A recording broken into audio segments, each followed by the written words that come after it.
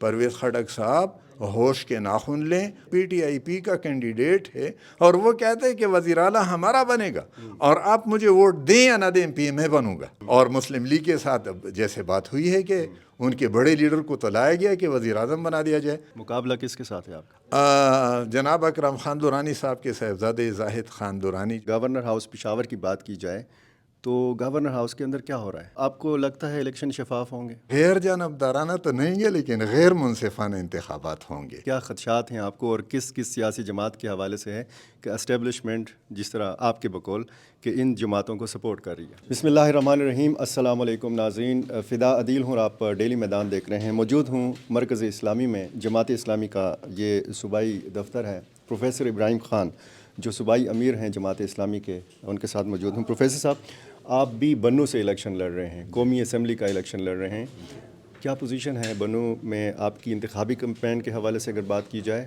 اور بنوں کی امن و امان کی صورتحال کے حوالے سے؟ بسم اللہ الرحمن الرحیم۔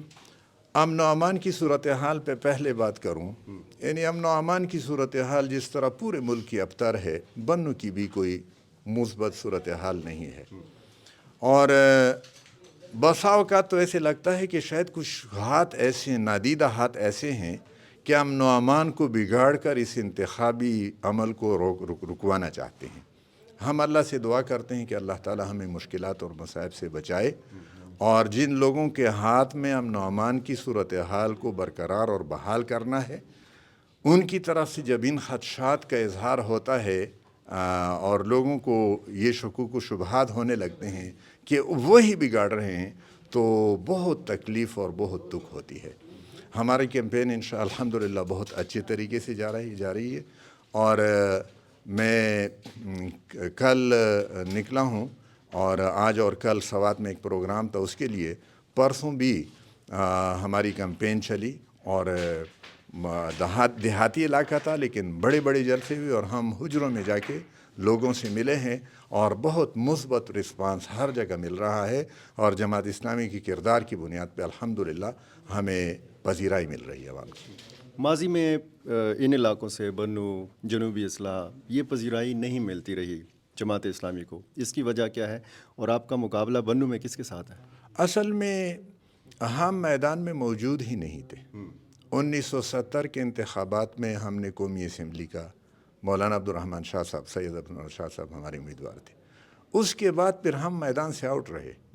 اتحادی سیاست میں 1977 میں پاکستان قومی اتحاد بنا، 1985 میں پھر غیر جماعتی لیکن بنوں میں ہمارا قومی اسمبلی کا امیدوار نہیں تھا، 88 میں پھر IJI بنا، 90 میں IJI تھا، 93 میں بھی اگرچہ جماعت تھی لیکن ہمارا امیدوار نہیں تھا، اور پھر 97 میں ہم نے بائیکاٹ کیا، پھر 2002 میں MMA تھا، اور 2008 میں پھر 2013 میں 1970 کے بعد پھر ہم میدان میں آئے، اور 2018 میں پھر MMA بن گیا۔ تو اس لیے ہم خود میدان سے آؤٹ ہیں اور ہمیں پذیرائی نہیں مل رہی۔ اس وقت جماعت اسلامی کے کردار کی بنیاد پہ ہمیں پذیرائی مل رہی ہے۔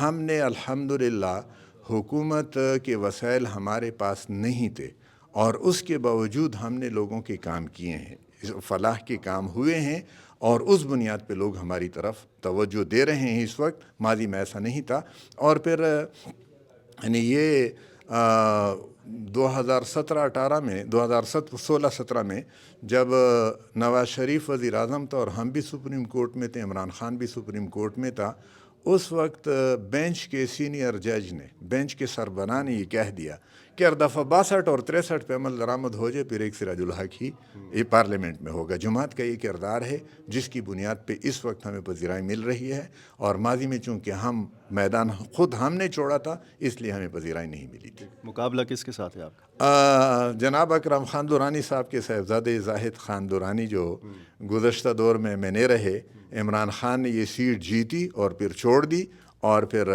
یہ دوبارہ نہیں جیت سکے، اور زاہد درانی پھر MNA 5 سال تک رہے، اب دوبارہ وہ میدان میں ہے اور ان کے ساتھ مقابلہ۔ جب عمران خان بنوں سے لڑ رہے تھے تو جماعت اسلامی نے کس کو سپورٹ کیا تھا؟ جماعت اسلامی نے کسی کو بھی سپورٹ نہیں کیا۔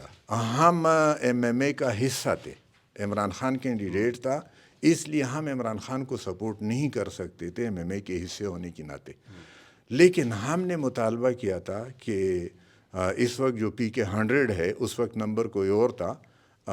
اس حلقے پہ اختر علی شاہ صاحب ہمارے اس وقت بھی امیدوار تھے, لیکن یہ سیٹ ہمیں نہیں دی گئی.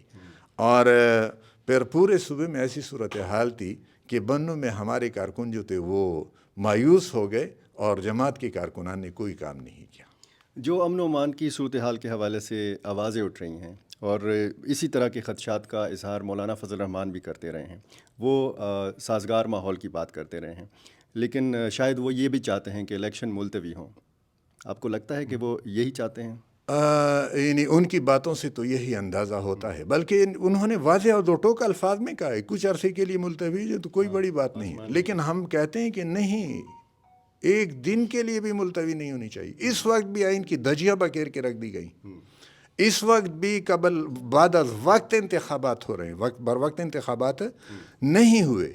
یعنی یہ انتخابات کبھی موسم کا بہانہ, کبھی اس صورتحال کا. یہ انتخابات جولائی اور اگست میں ہو سکتے تھے, اس موسم میں نہیں ہونے دیے. اور پھر مولانا فضل الرحمان صاحب کیوں کہہ رہے ہیں کہ گورنر ہاؤس پشاور کو انہوں نے اپنے پارٹی کا دفتر بنایا ہے, اور وہ یہی سمجھ رہے ہیں کہ یہ ایسے ہی چلتا رہے گا, تو ایسے تو نہیں چلے گا. ہم تو یہ کہتے ہیں کہ پورے ملک کے چاروں گورنرز یہ غیر جانبدار افراد ہونے چاہیے, لیکن نہ الیکشن کمیشن اس میں کچھ کر رہا ہے اور نہ نگران حکومتیں, اور گورنر ہاؤسز کو پارٹی کے سیاسی دفاتر میں تبدیل کر دیا گیا ہے. مولانا فضل الرحمان صاحب بھی شاید یہ سوچتے ہیں کہ یہ ان کا یہ حلوہ جو جس کے مزے لے رہے ہیں یہ مزے لیتے رہیں گے, ایسا نہیں ہو سکتا. یہ محض الزام ہے, یا مثال کے طور پر اگر گورنر ہاؤس پشاور کی بات کی جائے تو گورنر ہاؤس کے اندر کیا ہو رہا ہے؟ اب جو کچھ بھی ہو رہا ہے, لیکن یہ بات تو بالکل پوری دنیا دیکھ رہی ہے کہ جناب حاجی غلام علی صاحب گورنر ہیں, اس پارٹی کے وہ ہیں, لیڈر ہیں. ایک سیاسی جماعت کا لیڈر اگر گورنر ہاؤس میں ہوگا تو اور کیا ہوگا سوائے اس کی کہ وہ پارٹی کا دفتر بنے. آپ کو لگتا ہے الیکشن شفاف ہوں گے؟ یہ قاضی صاحب ہمارے امیر تھے اور کوہاٹ سے ہمارے مرکز عاملہ کے رکن تھے, وفات پا گئے ہیں, اللہ تعالیٰ ان کو غریق رحمت کرے. وہ سلپ آف ٹنگ جس کو کہتے ہیں, زبان کی پسلن, ان کی زبان سے نکلا کہ ان لوگوں سے کیا توقع ہے کہ یہ غیر جانبدارانہ اور غیر منصفانہ انتخابات کروائیں گے. قاضی صاحب نے ہنس کے کہا کہ غیر جانبدارانہ تو نہیں گے لیکن غیر منصفانہ انتخابات ہوں گے. تو ان لوگوں سے توقع تو یہی ہے, خدشہ ہے, خدشات تو یہی ہیں کہ یہ غیر جانبدارانہ انتخابات نہیں کرائیں گے, غیر منصفانہ البتہ ہو سکتے ہیں, لیکن قوم کی ضرورت یہ ہو کہ منصفانہ, غیر جانبدارانہ اور شفاف اور پاک و صاف انتخابات ہونے چاہیے. آپ نے پریس کانفرنس میں کچھ سیاسی جماعتوں کا نام لیا, یہاں بھی اگر آپ بتا دیں کہ کیا خدشات ہیں آپ کو اور کس سیاسی جماعت کے حوالے سے ہے کہ اسٹیبلشمنٹ جس طرح آپ کے بقول کہ ان جماعتوں کو سپورٹ کر رہی ہے؟ یعنی یہ ان جماعتوں کی طرف سے باتیں سامنے آ رہی ہیں, ہم نہیں کہتے. میں اپنے سیاسی کولیگز پہ حریف ہیں, لیکن سیاست کے میدان میں ہم کولیگ ہیں, کوئی الزام نہیں لگانا چاہتا. لیکن جب وہ خود اس بات کا اقرار کرتے ہیں, اعتراف کرتے ہیں, ان لوگوں کے سامنے بات کرتے ہیں کہ ہم سے وعدہ کیا گیا ہے, اور لوگ کہتے ہیں, یعنی بنوں میں تو سوشل میڈیا پہ موجود ہے, PTIP کا کینڈیڈیٹ ہے, اور وہ کہتے ہیں کہ وزیر اعلیٰ ہمارا بنے گا اور آپ مجھے ووٹ دیں یا نہ دیں, میں بنوں گا. اس طرح کی بات ہی جب ان کی طرف سے ہوتی ہے تو ہمیں کہنا پڑتا ہے کہ PTIP, پرویز خٹک صاحب ہوش کے ناخن لیں, عوام کے ووٹ کے ذریعے سے آنے کی کوشش کریں, اور یہ کام, یہ کھیل, اس گندے کھیل کو آپ چھوڑ دیں. اور یہی کچھ نگران حکومتوں میں ہم نے دیکھا. یعنی ایسا ہوا کہ بلدیات کا منسٹر جو ہے وہ میرے کارکن کو کہتا ہے کہ ولیج کونسل کا سیکریٹری JUI کا مقامی امیر مجھے کہے گا تو میں اس کا تبادلہ کیا ہے, اور اس کو رکوانے بدلوانے کی کوشش ہے, تو وہ کہتے ہیں کہ نہیں, یہ تو مجھے امیر نے کہا ہے. تو میں الزام نہیں لگا رہا, پروفس موجود ہیں. مطلب JUI بھی اور PTI بھی؟ بالکل, PTI اور JUI.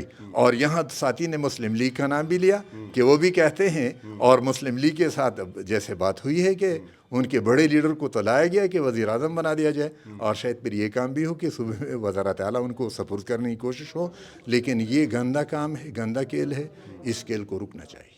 اور ایسا تو کوئی دعویٰ جماعت اسلامی کا نہیں ہے؟ ان جماعت اسلامی عوام کے رائے سے سب کچھ کرنا چاہتی ہے، ہم کسی کے آشیرواد سے نہیں، بلکہ آزادانہ عوامی رائے کے ذریعے سے ہم اقتدار میں آنا چاہتے ہیں۔